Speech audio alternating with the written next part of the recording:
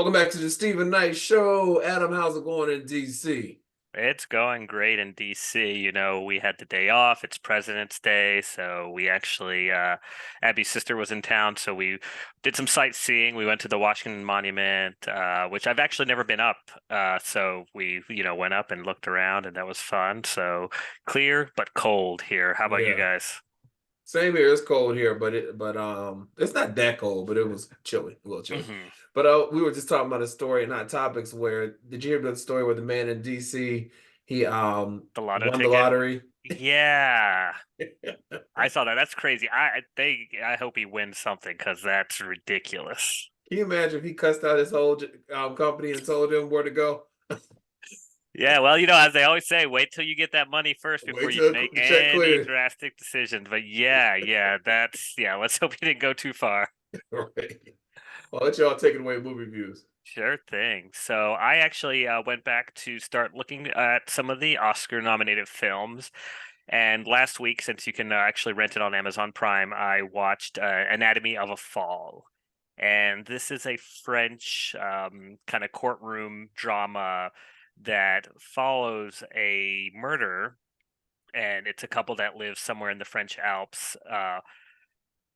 The husband mysteriously dies. He falls out of the top floor of this house that they're kind of remodeling. They're kind of moved into, and their son, who is visually impaired, discovers the body. And so throughout this, we get a kind of a triggering of events. And this is, again, one of those movies where you're like wondering, did she push him out the window? Did she murder him? What's the real story here? And along the way, you get little bits and pieces of their relationship, different success going on in the marriage, what happened along the way during kind of the whole time that they met and then that they moved and lived in this city. And I don't want to, kind of spoil anything or say too much, but they did a great job. So I can see why this is an Oscar nominated movie. They put in a lot of elements where you, as the audience, are questioning, did she do it? Did she not? What's real? What's not real?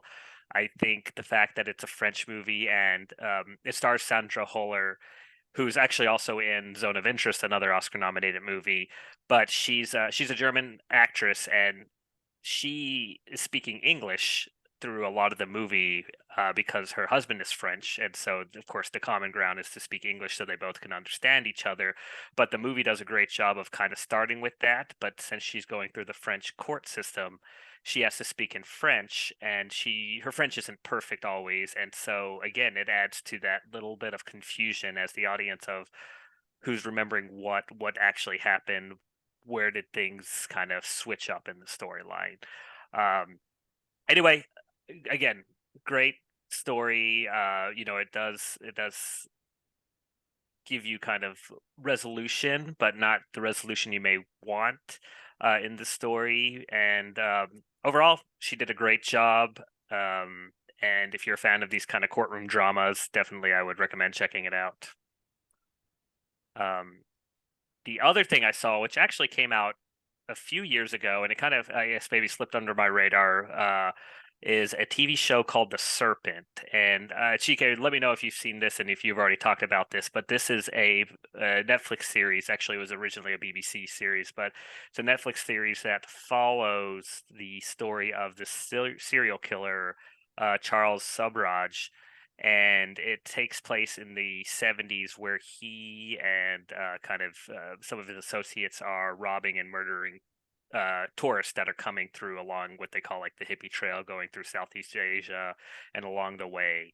And it's his story and kind of how this Dutch embassy employee is trying to figure this all out and maybe try to solve the murder. So again, it came out in 2021, and I've only a few episodes in, but so far it's really good. It's one of those, again, I don't fall into a lot of those like serial killer dramas on Netflix, but this one was based off a real person, and there's a lot of unknowns. But yeah, this one has me hooked, and I really kind of enjoy the acting of our main character Tahir Rahim. Who I just learned about, but he's also in the Madame Web movie that just came out this weekend. So kind of a rising French actor there. But if you're looking for something like that along the lines, definitely check that one out as well.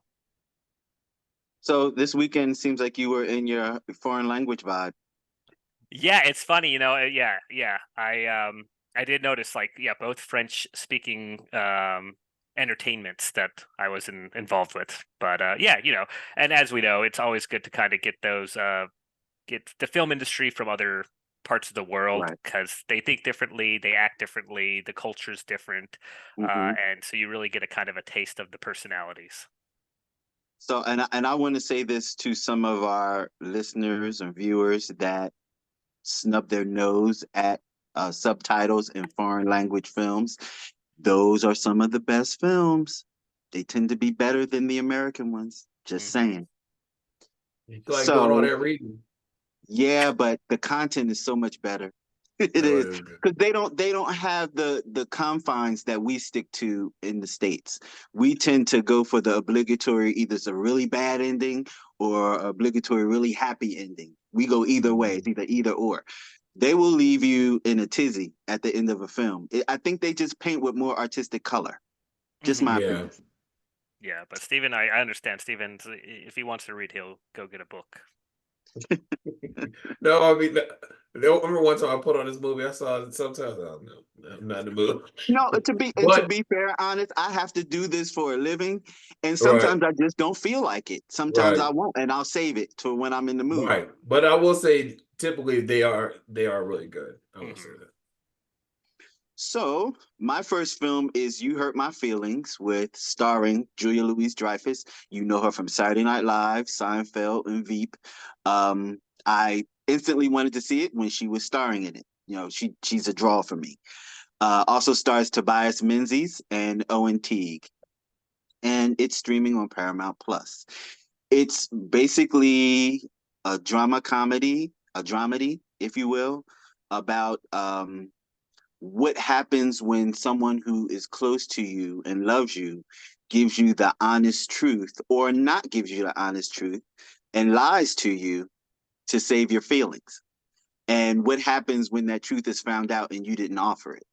So basically, she overhears her husband say a truth about her behind her back and how it unfolds and how it brings out her emotions as it relates to what he said.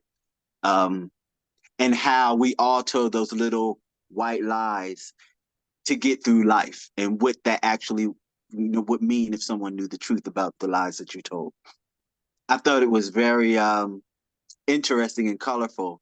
And of course, if anyone knows Julia Louis Dreyfus's work, you know that she is insanely witty and hilarious at the same time. She has a way of mixing that to get, audience reactions. I thought it was excellent. I loved it. I think that I can't say that I would go see it in the theater. It didn't, it's not one of those draws for me, but it was definitely worth sitting down with a bowl of popcorn and diving into. And it really touched on, and it made you think about your relationships, even with your friends. Like sometimes you tell those little lies just to get through the moment or to spare someone's feelings. But what happens if you're brutally honest all the time?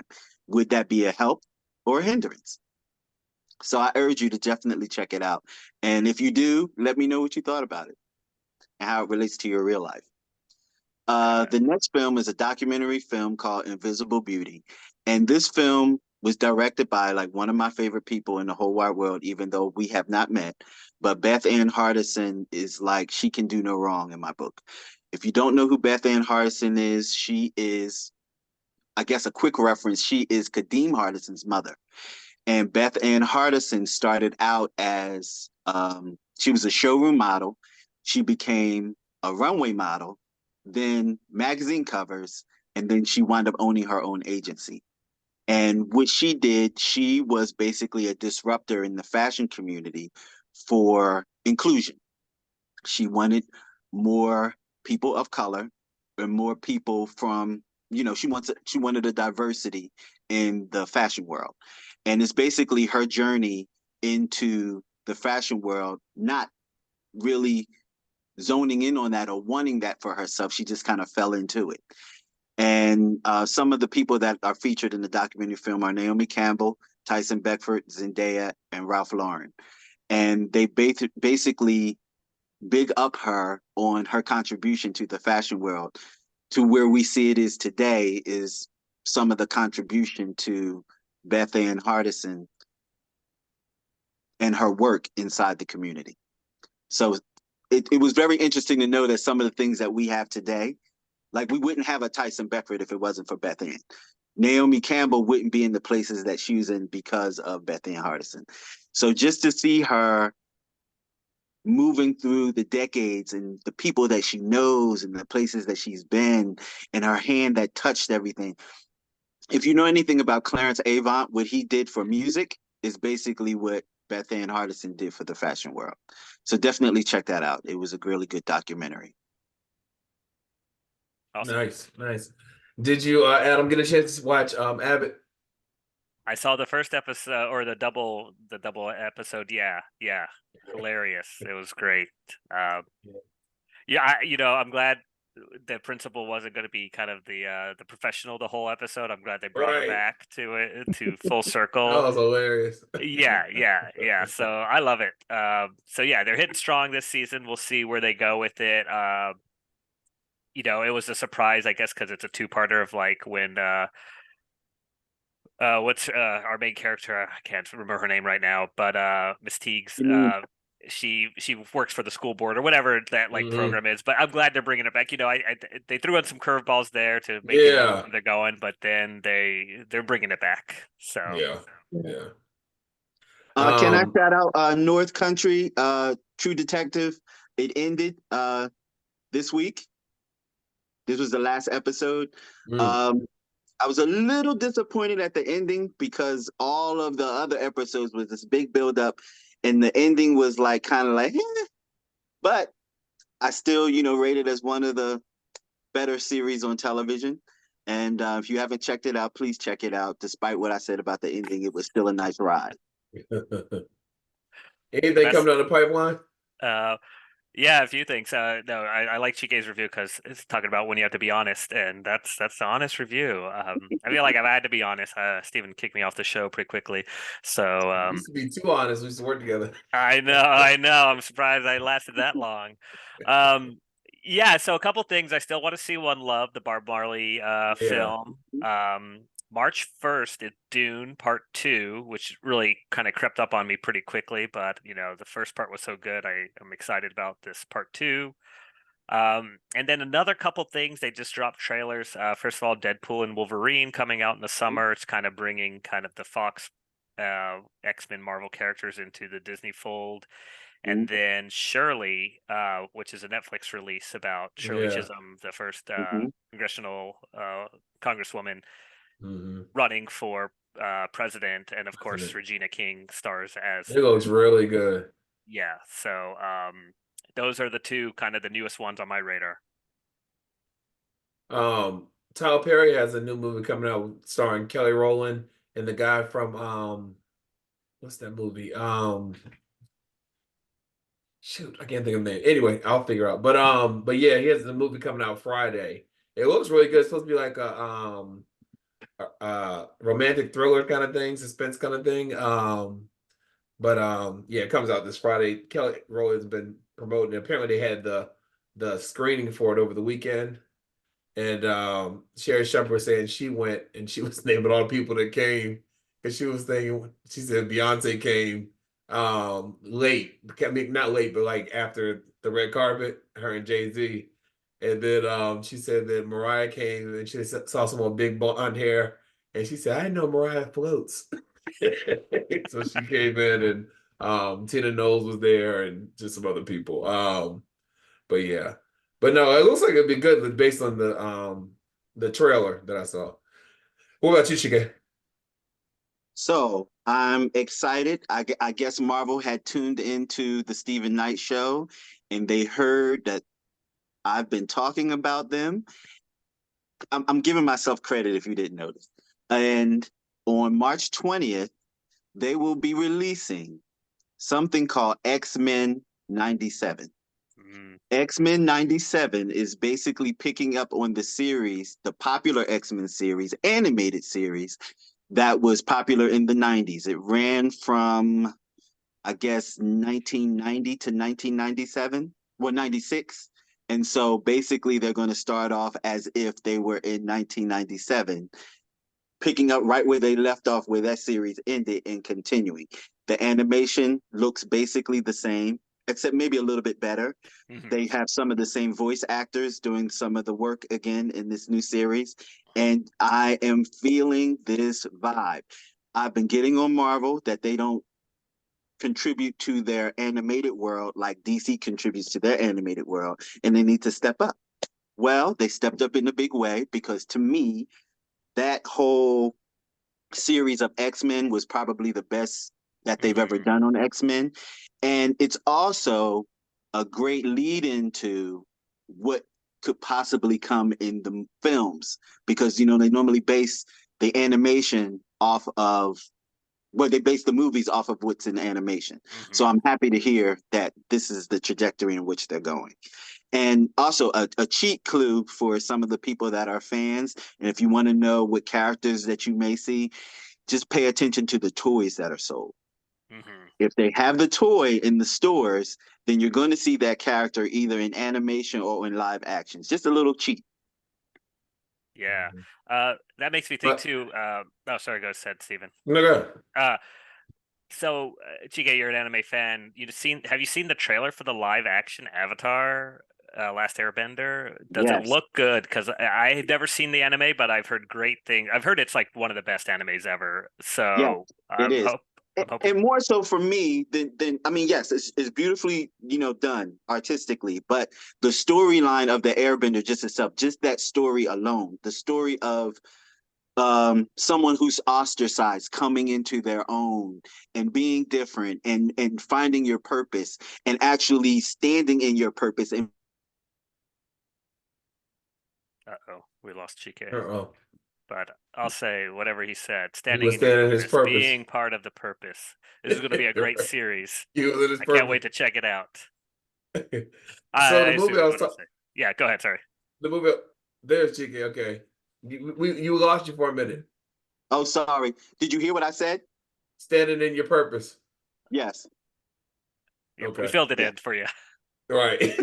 So the movie I was talking about, Tyler Perry, it's called Mea Culpa, and it has Kelly Rowland and Trevante Rhodes playing in Moonlight. That comes on Friday. Yeah. Anyway, well, guys, thanks as always for letting us know what to spend our time and money on, when not to. Oh, Love Is Blind is back. I saw that on Netflix. I haven't seen it yet, but I have to check it out. God, yeah. We'll be right back after this.